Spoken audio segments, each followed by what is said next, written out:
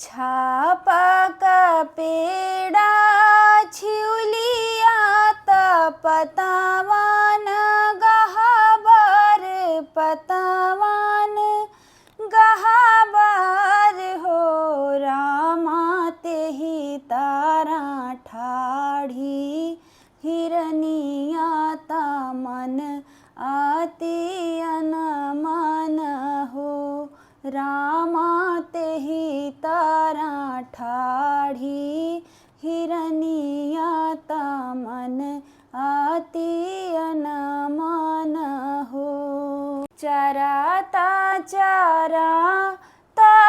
हिरनवा ता हिरनी से पूछई ता हिरनी से पूछाई हो हिरनी किया तोरा चराहा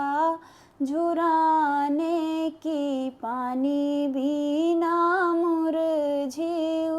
हो हिरनी किया तोरा चराहा झुराने की पानी बिना मुरझियु हो नाही मोरा चराहा झुराने न पानी बिना मुरझाओ न पानी बिना मुरझाऊं हो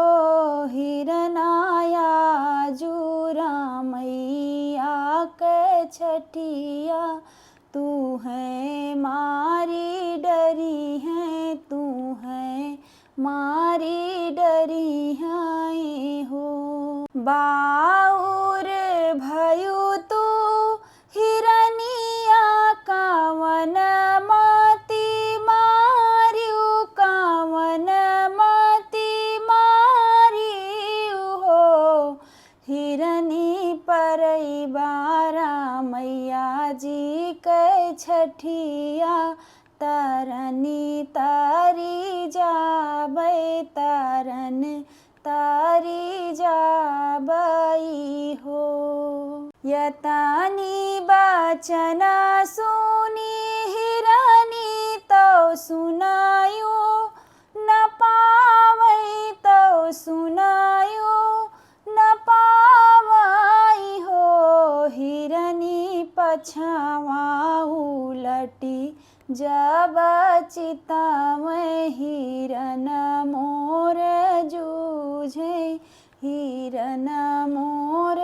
जूझई हो दोनों हाथ जोड़े हिरनिया ता बिनती बहुत कार बिनती बहुत कार हो भैया हम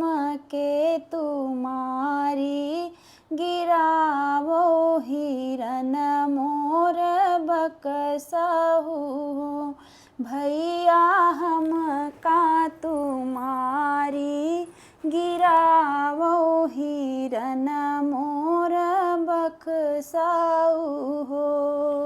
हिरानी कै मास कुमास औरौ भक साहिन औरौ भक साहिन हो रामा हिरना कै मास सुमास हिरन हम मरबै हिरन हम मरबै हो मचिया ही बैठी कौशल्या रानी हिरानी अरज कार हिरानी अरज कार हो रानी मसिया काशी झिउ रसोइया खालरिया मोरी बकसौ खालरिया मोरी बकसाऊ हो बाउर भऊ तू हिरनिया तो के माती मारो तो के माती माराऊ हो हिरनी खेलारी कै खझड़ी माढ़ऊ बे